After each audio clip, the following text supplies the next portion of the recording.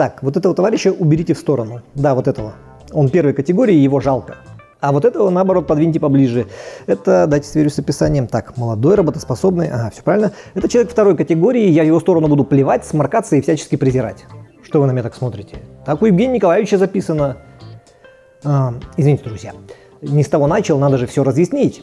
В эфире 7-й выпуск «Суммы событий», и мы тут следуем главному тренду недели. Мы делим людей на категории, в зависимости от которых их можно либо жалеть, либо надо презирать, как завещал мэр Якутска Евгений Григорьев. Какая отвратительная рожа. С чего все началось?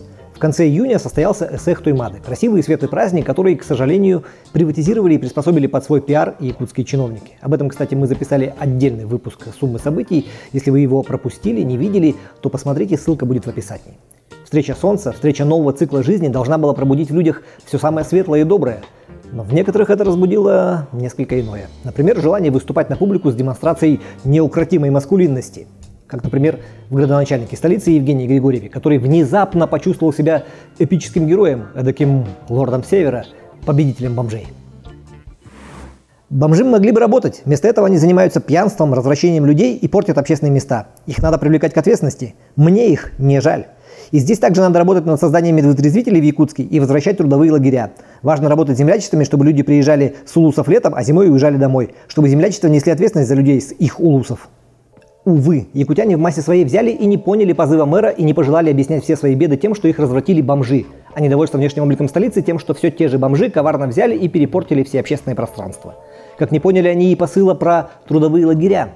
Дело в том, что Евгению Николаевичу, не заставшему советское время во взрослом виде, не объяснили, что такое ЛТП и чем советский лечебно-трудовой профилакторий, куда отправляли лечиться от наркомании и алкоголизма, отличается от трудового лагеря, сиречь место содержания под стражей заключенных, которых заставляют там заниматься исправительными работами в качестве меры наказания.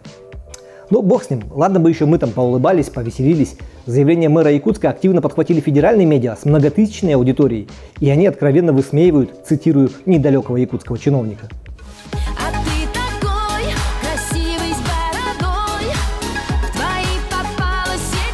Я раньше тебя видел только в интернете. А ты такой мужчина с бородой. Мечтаю о дуэте. Прокатись со мной на кабриолете. Все это очень расстроило главу Якутска, и тот принялся оправдываться. Но лучше бы он молчал, потому что оправдание вышло еще более эпичным. Евгений Николаевич принялся квалифицировать бомжей, деля их на категории правильных, то есть тех, кто бомжуют и работать не могут, и неправильных, тех, кто бомжует, хотя мог бы работать. Первых положено жалеть, о них надо заботиться, а вторых можно гнобить, презирать и так далее. Выглядело это примерно вот так. Я давно хотел тебе сказать. Люди в мире разделяются на две категории. Одни сидят на трубах, а другим нужны деньги. На трубе сидишь ты. Простите, это тоже про сегрегацию людей, но немного не то видео. Вот то. Есть разные люди. Одни родину от врага защищают, другие жен своих педагогов за сиськи по институтам таскают. И те, и другие могут быть солдатами, только первые уже солдаты, а вторые еще нет. Да что ж ты будешь делать? Господа, съемочная группа, у нас не комедия, а реальная реальность, поэтому дайте, наконец, правильный, а не смешной видос. Значит, я считаю, что людей, находящихся на улице, бомжей необходимо разделять. Значит, первая категория людей, по которой, значит, ответ касался, он касается молодых людей, трудоспособного возраста, с двумя руками, с двумя ногами, которые могли бы сегодня работать. Заметили? Человек, который может принимать решения, ведущие к снижению количества асоциальных личностей на территории города Якутска, к реабилитации тех, кого еще можно реабилитировать, эти самые решения не предлагает. Он просто рассуждает про то, кого именно ему не жалко и почему. При этом ранее мэрии Якутска предлагались варианты создания муниципального вытрезвителя в формате ГЧП – государственно-частного партнерства. Более того, владельцы развлекательных ночных заведений, питейных заведений, были готовы скидываться в специальный фонд для финансирования такого медвытрезвителя. Договоренность об этом еще в 2019 году была достигнута на совещании у первого заммэра Якутска. Увы, никаких инициатив со стороны властей города на это не последовало. Ведь куда проще осуждать.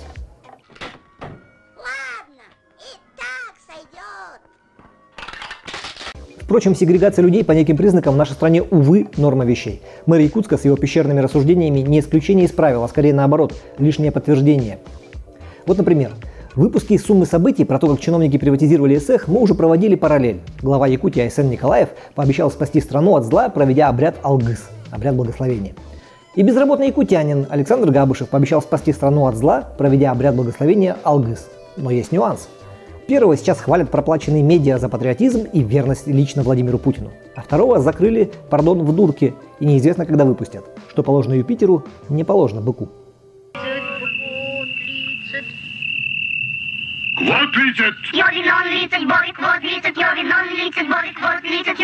Я не случайно еще раз вспомнил про шамана Габышева. Дело в том, что на той неделе его адвокат Алексей Прянишников заявил о том, что принято решение о возвращении Александра в Якутск. Свободу ему вернуть все еще отказываются, но предполагалось, что состояние сибирского мистика, как называла Габышева издание New York Times, улучшилось. И его можно перевести из специальной больницы в Син-в-Уссурийске в ЯРПНД, то есть в Якутский психоневрологический диспансер в городе Якутске.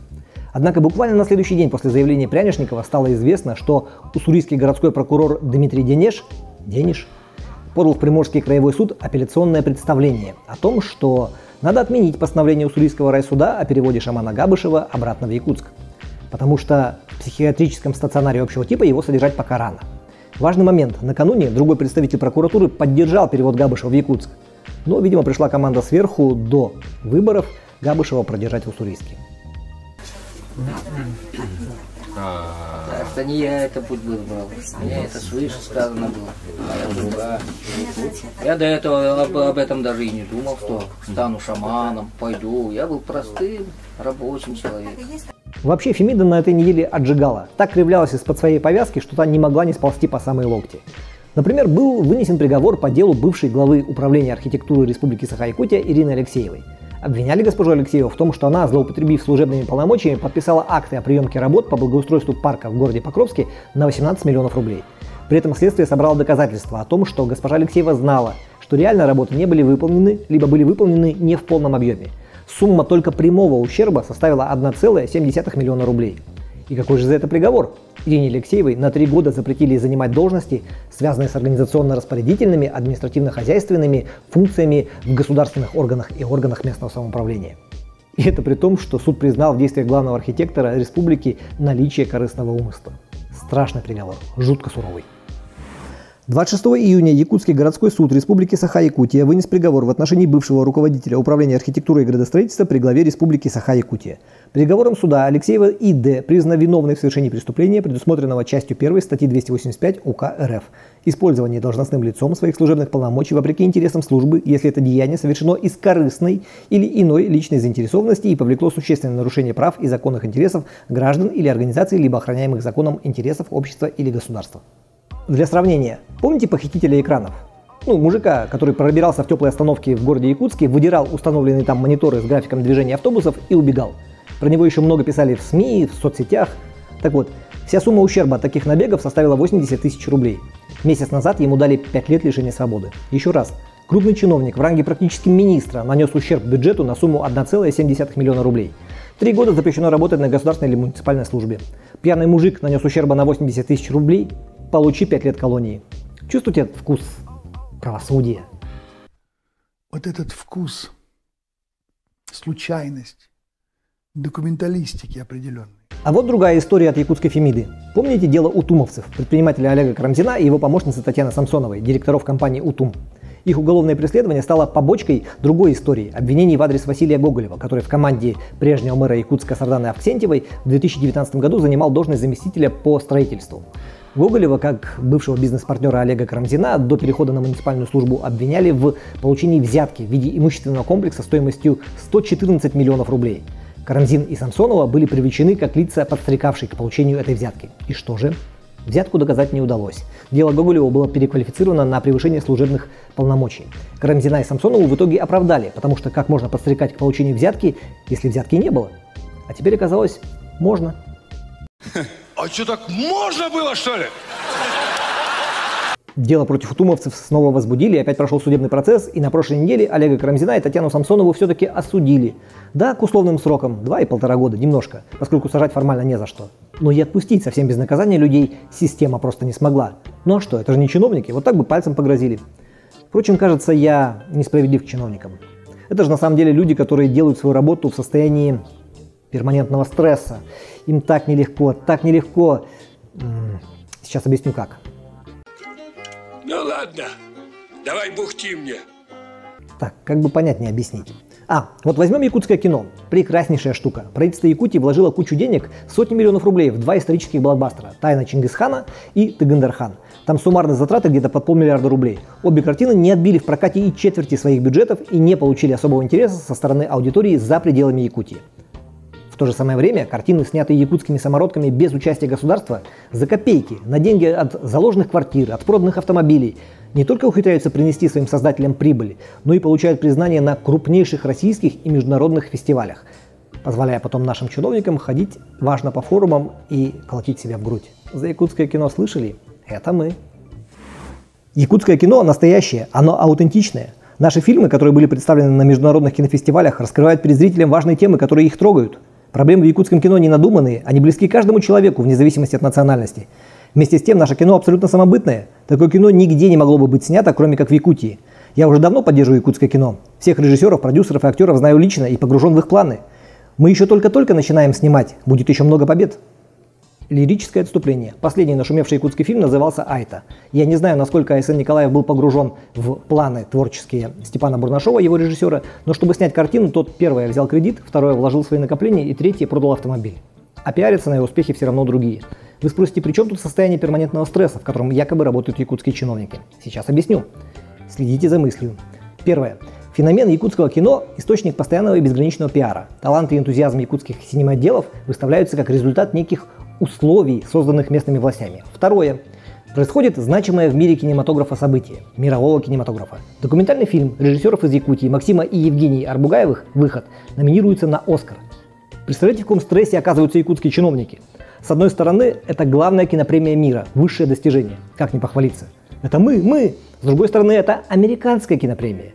И если верить нашему телевизору, то на нее нельзя претендовать, если ты сам не русофоб, а в кадре нет лесбиянки, гея и угнетенного чернокожего. Как можно таким хвалиться? В итоге страшно хочется попиариться и страшно колется. Сплошной стресс. Сколько можно, а? Дайте мне прожить хотя бы месяц без этих долбанных проблем. Запарился, задолбался. А дальше-то больше. Режиссеров Арбугаевых приглашают в ряды членов киноакадемии США. Это те люди, которые выдают Оскар. Вы представляете, что с бедными якутскими чиновниками делается?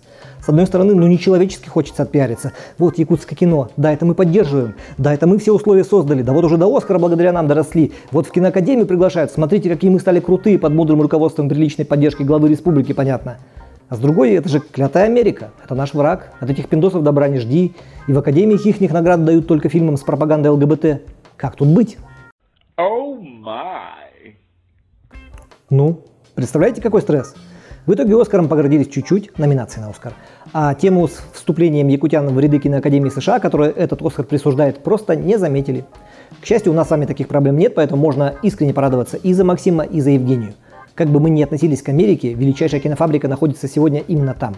Она абсорбирует таланты со всего мира. Режиссеры, операторы, сценаристы, мастера спецэффектов, актеры. Кто-то остается в Голливуде, кто-то уезжает, сняв картину другую, но за это время у него успевают поучиться, что-то перенять, что-то подсмотреть. И то, что наши земляки получили признание акул киностроительства планеты, высочайшее признание их таланта другими профессионалами. Без относительной идеологии и геополитики можно и нужно гордиться.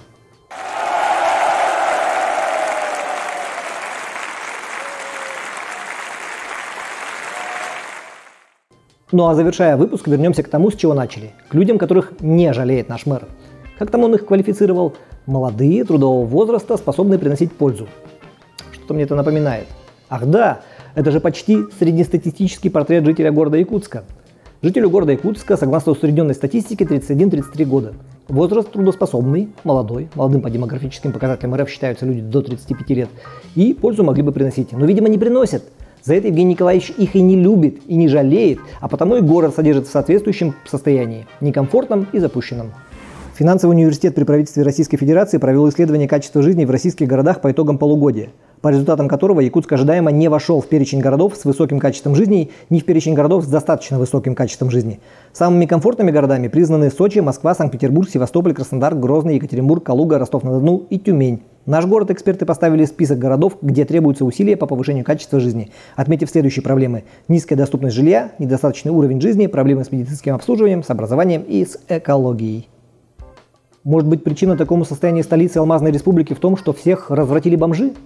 С другой стороны, если подумать, то скорее причина в том, что власти больше озабочены пиаром и освоением бюджетов, нежели созданием комфортных условий для проживания. И даже когда они делают что-то хорошее, что-то для людей, то ухитряются при этом не уважать этих самых людей, не думать об их удобстве. Вы обращали, например, внимание, как организуются дорожные работы? Без всякой мысли о том, с какими неудобствами придется столкнуться пешеходам и водителям. Без уведомления о сроках перекрытия дорог и тротуаров. А кто там недоволен? Для вас же делают. Терпите.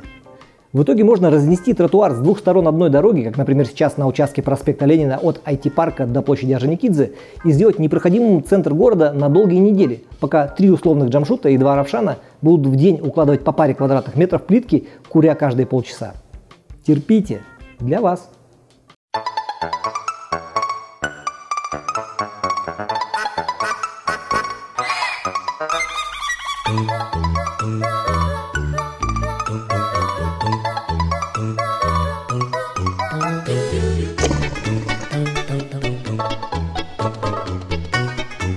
А знаете, что самое парадоксальное? Все эти работы осуществляются под контролем людей, которые обещали, что лучше и круче них с этим никто не справится. Более того, эти люди потратили миллионы рублей на кампанию по убеждению населения.